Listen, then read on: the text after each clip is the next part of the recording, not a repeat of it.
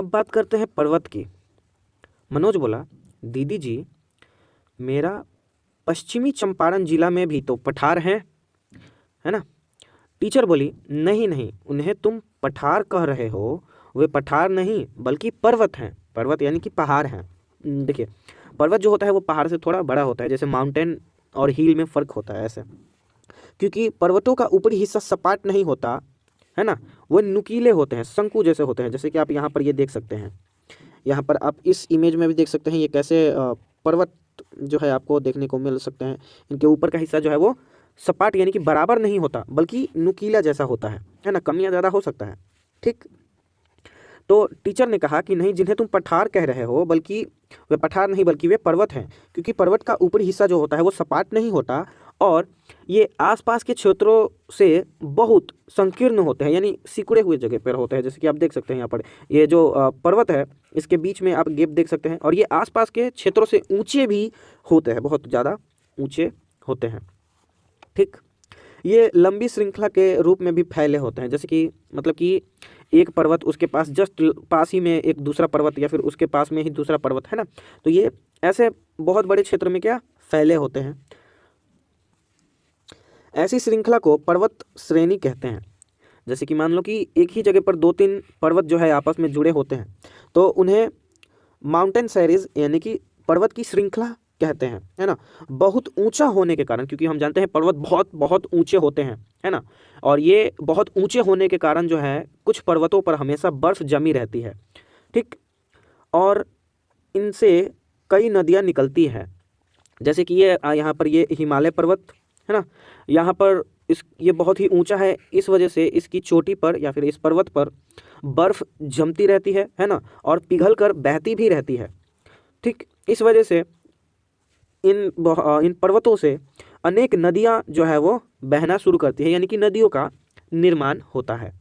नदियाँ भी निकलती है, यानी कि नदियाँ यहाँ से शुरू करती है। जैसे कि अरावली पर्वत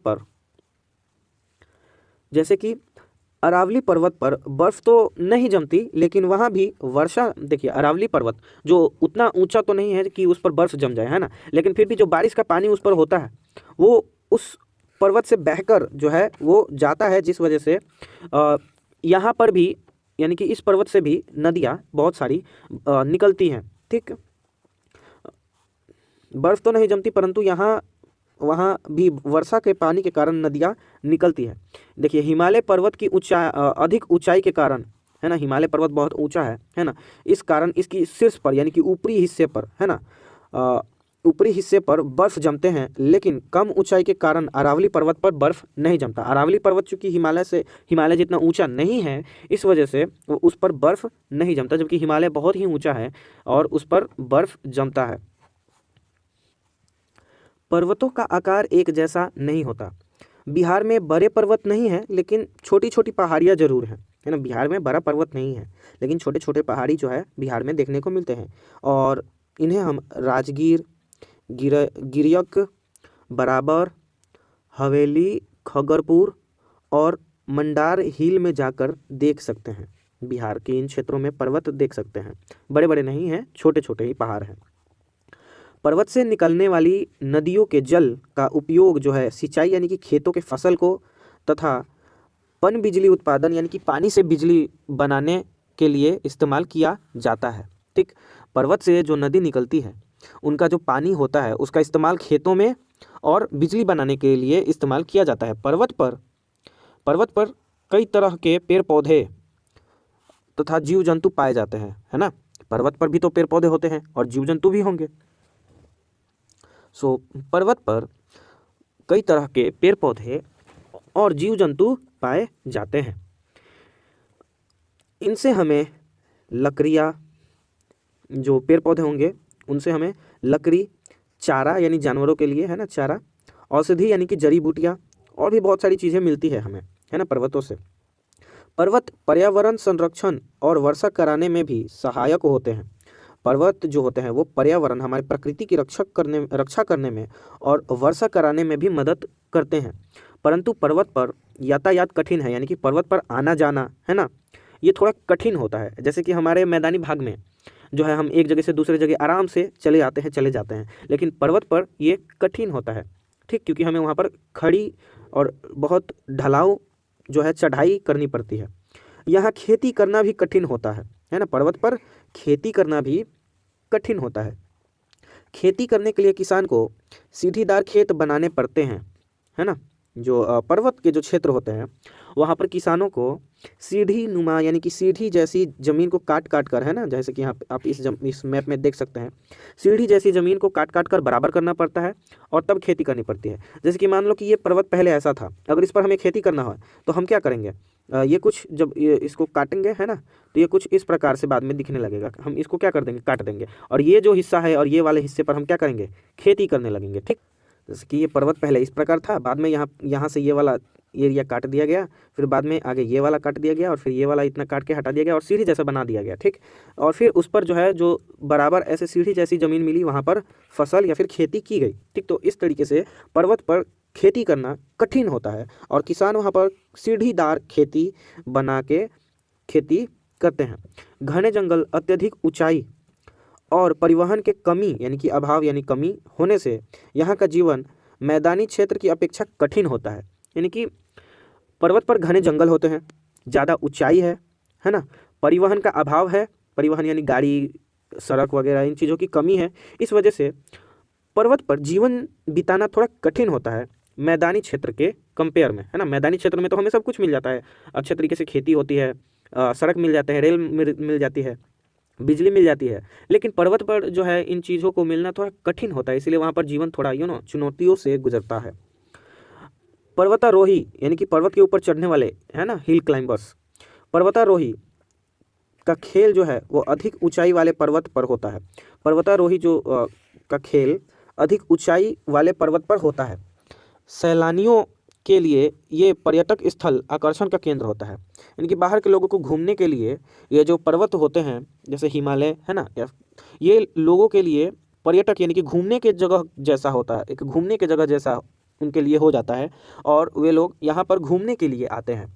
पहाड़ जहाँ बर्फ़ जमी होती है, पहाड़ जहाँ बर्फ़ जमी होती है वहाँ पर लोग स्कीइंग करने के लिए आते हैं। ठीक, यानी कि उस बर्फ़ पर फिसलने के लिए, स्कीइंग करने के लिए आते हैं। शिमला और कश्मीर में पर्यटक इसका खूब आनंद लेते हैं। शिमला और कश्मीर में जो ये पर्वत हैं, है ना, यहाँ पर जो घूमने वाले लोग हैं इसका बहुत मज़ा लेते हैं, है ना, बर्फ़ का। पर्वत के 3 प्रकार होते हैं। ठीक, वलीत पर्वत, भ्रंशोत्थ पर्वत और ज्वालामुखी पर्वत। ये अलग अलग पर्वत होते हैं और ये अलग अलग तरीके से भी बने होते हैं। चलिए, वलीत पर्वत, इसकी सतह जो है ऊबड़ खाबड़ होती है, बराबर नहीं होती, ऊबड़ खाबड़ होती है तथा इसके शिखर जो है यानी कि टॉप, इसका ऊपर का जो हिस्सा होता है वो शंकु के आकार का होता है, शंक्वाकार, है ना, यानी कि ऐसे नोक जैसा होता है। ठीक, सो यहाँ पर आप देख सकते हैं कि ये वाला जो पर्वत है इसका सतह जो है वो ऊबड़ खाबड़ भी है और ऊपर का हिस्सा जो है वो शंकु जैसा यानी कि नोक जैसा है। ठीक, तो ये हिमालय पर्वत है। सो जैसे कि भारत का हिमालय पर्वत, तो हिमालय पर्वत एक किस तरीके का पर्वत है, वलित पर्वत। किस तरीके का पर्वत है हिमालय पर्वत, वलित पर्वत, है ना। जैसे भारत का हिमालय पर्वत और दक्षिण अमेरिका में भी एक पर्वत है जिसका नाम है एंडीज पर्वत। ठीक, दक्षिण अमेरिका में एक पर्वत है एंडीज पर्वत, वो भी वलित पर्वत है। आगे बात करते हैं भ्रंशोत्थ पर्वत। पृथ्वी के आंतरिक यानी कि पृथ्वी के अंदर के हलचलों के कारण पृथ्वी पर दरारें पड़ जाती हैं। 2 दरारों के बीच का भाग ऊपर उठ जाता है। इस ऊंचे उठे हुए भाग को भ्रंशोत्थ पर्वत कहा जाता है। भारत का सतपुड़ा पर्वत इसका उदाहरण है। देखिए, भ्रंशोत्थ पर्वत पृथ्वी की जमीन में हलचल होती है जिस वजह से जमीन का 2 प्लेट के बीच का, 2 जमीन के हिस्सों के बीच का जो क्षेत्र होता है वो ऊपर उठ जाता है। ठीक, और ऊपर उठने से जैसे कि आप यहाँ पर देख सकते हैं ज़मीन जो है वो ऊपर उठ जाती है और इस प्रकार जो पर्वत बनता है उस पर्वत को बोलते हैं भ्रंशोत्थ पर्वत। यानी कि आप देख सकते हैं इस तस्वीर में ये 2 जमीन है जो कि पहले अलग थे, बाद में पृथ्वी के सतह पर हलचल के कारण है ना, पृथ्वी के आंतरिक हलचल के कारण ये वाला जो हिस्सा है वो इधर की ओर घसक रहा है और ये वाला हिस्सा जो है इधर की ओर घसक रहा है। इस वजह से बीच में थोड़ा सा हिस्सा जो है वो क्या हो गया, ऊपर उठ गया है, और इस तरीके से बने हुए पर्वत को कहा जाता है भ्रंशोत्थ पर्वत। भारत का सतपुड़ा में जो पर्वत है ना, वो भ्रंशोत्थ पर्वत ही है। अब आते हैं ज्वालामुखी पर्वत। जैसे कि आप यहाँ पर देख सकते हैं, यह है ज्वालामुखी, जिसको आप ज्वालामुखी भी कहते हैं ना, ज्वालामुखी पर्वत। देखिए ज्वालामुखी से जो लावा निकलता है ना, और जो अन्य चीज़ें जो भी निकलती हैं ज्वालामुखी में से, वो तो पहले गर्म होकर निकलती है लावा के रूप में, बाद में वो ठंडा हो जाती है, ठंडा होकर वो जम जाता है ना, और जिससे पर्वत का निर्माण होता है उसे ज्वालामुखी पर्वत कहा जाता है। जैसे कि मान लो कि कोई एक स्थान था, है ना, वहाँ पर एक छोटा सा ही ऐसे ऊंचा था, यहाँ से ज्वालामुखी का जो है लावा पहले शुरू में कभी निकला, और निकल के वो क्या हो गया, बहुत सारा निकला, और फिर वो सारा का सारा क्या हो गया, जम गया। फिर बाद में भी ये ज्वालामुखी फूटा, और वहाँ से भी बहुत सारा, फिर बाद में भी ये ज्वालामुखी फूटा और वहाँ से भी बहुत सारा लावा जो है फिर से निकला और फिर से सूख गया। तो फिर आगे जो है ये पर्वत जो है उसकी ऊंचाई धीरे धीरे बढ़ती गई, है ना। तो ऐसे जो लावा निकलते हैं और आसपास निकल कर बहते हैं और जम जाते हैं, है ना, ऐसे इस प्रकार से बने हुए पर्वत, यानी कि एक तरीके से कहें कि ज्वालामुखी के लावा से बना हुआ पर्वत जो है वो ज्वालामुखी पर्वत कहलाता है। अब देखिए पूरी दुनिया में ऐसे कितने पर्वत हैं और कहाँ कहाँ हैं देख लेते हैं। लगभग ऐसे बहुत सारे हैं, लेकिन मेजर जो फेमस होंगे उनके बारे में बताया जाएगा यहाँ पर। इटली का विशुवियस पर्वत जो है इसका एक उदाहरण है। इटली में जो एक विशुवियस पर्वत है वो ज्वालामुखी पर्वत है। भारत में अंडमान निकोबार के बैरन आइलैंड में सक्रिय ज्वालामुखी पर्वत पाए जाते हैं। भारत के जो अंडमान निकोबार के बैरन आइलैंड में जो ज्वालामुखी पर्वत है वो सक्रिय है, यानी कि वो अभी भी कभी भी फट सकता है, कभी भी मतलब वो अभी एक्टिव है, बंद नहीं हुआ है, ठीक। ऐसे में सक्रिय ज्वालामुखी पाए जाते हैं। कम ऊंचाई के पर्वत को पहाड़ी कहा जाता है।